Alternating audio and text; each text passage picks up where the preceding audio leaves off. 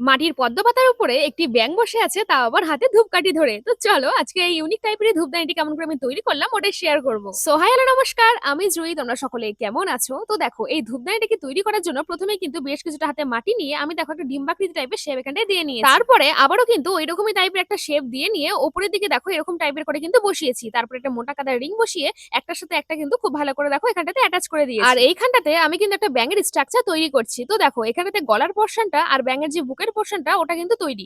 এবারে চলো ব্যাঙের দুদিকে দুটো কিন্তু হাত এখানটা অ্যাটাচ করা যায়। আর তার জন্য আবারও কিছুটা মাটি নিয়ে আমি এখানটা দেখো চিকন একটা কাদার রিং তৈরি করে কিন্তু এখানটা দেখো দুই দিকে বসিয়ে দিয়েছি। তারপরে একটু জল দিয়ে কিন্তু তুলির সাহায্যে দেখো খুব ভালো করে এখানটা মসৃণ করে নিয়েছি। আর সেম একই পদ্ধতিতে কিন্তু আমি দেখো দুটো এখানটা পাও তৈরি করে নিয়েছি। আর পা গুলোকেও কিন্তু একটু জলের সাহায্যে আবারও হাতগুলোকে যেভাবে মসৃণ করেছিলাম ওরকম করে কিন্তু মসৃণ করে নিয়েছি। তারপরে দেখো এখানেতে কিন্তু একে করে ব্যাঙের চোখ, তারপরে নাক আর মুখটাও কিন্তু তৈরি করে নিয়েছি। এবারে ব্যাঙটার হাতে একটি ধূপকাঠি ধরানোর জন্য এখানটাতে দেখো একটা মাটির বল তৈরি করে নিয়ে এখানটাতে দেখো এমন একটা জিনিস তৈরি করে নিয়েছি যার মধ্যে কিন্তু এখানটা দেখো ধূপকাঠিটাকে অ্যাটাচ করা যাবে বা এখানটায় পোতা যাবে আর কি।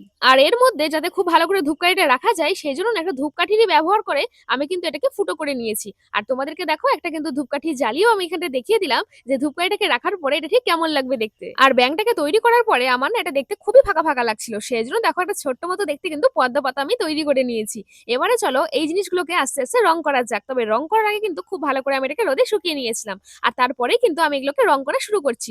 আর দেখো এখানটাতে রং করার আগে কিন্তু প্রথমে দেখো এটা প্রাইমার কালার ইউজ করে নিয়ে বেসটাতে কিন্তু কালার করে নিচ্ছি। আর তারপরেই কিন্তু আমি অন্যান্য কালারগুলো এখানটা দেওয়া চালু করবো। এন্ড বাই দ্য ওয়ে, তোমরা যদি আজকে আমার চ্যানেল একদম নতুন হয়ে থাকো তাহলে বলবো প্লিজ চ্যানেলটাকে সাবস্ক্রাইব করে দিও এরকমই ধরনের নতুন নতুন ভিডিও রোজ রোজ দেখার জন্য। এছাড়াও তোমরা যদি চাও যে আমি তোমাদের রিকোয়েস্ট অনুযায়ী ভিডিও বানাই তাহলে তোমরা কমেন্ট বক্সে আমাকে জানিয়ে রাখতে পারো যে এরপরে তোমরা মাটি দিয়ে আর কি কি দেখতে চাও। আর এইদিকে দেখো আমি কিন্তু তোমাদের সাথে কথা বলতে বলতে রং করাও কিন্তু কমপ্লিট করে নিয়েছি। আর এবারে তোমরা এই ফাইনাল লুকটা দেখে জানাও যে এই পদ্ম পাতার উপরে ব্যাঙের যে ধূপদানিটি এটা তোমাদের কেমন লাগলো। আর ভালো লাগলে কিন্তু অবশ্যই একটি লাইক করতে ভুলো না। এখন তাহলে আসি, টাটা।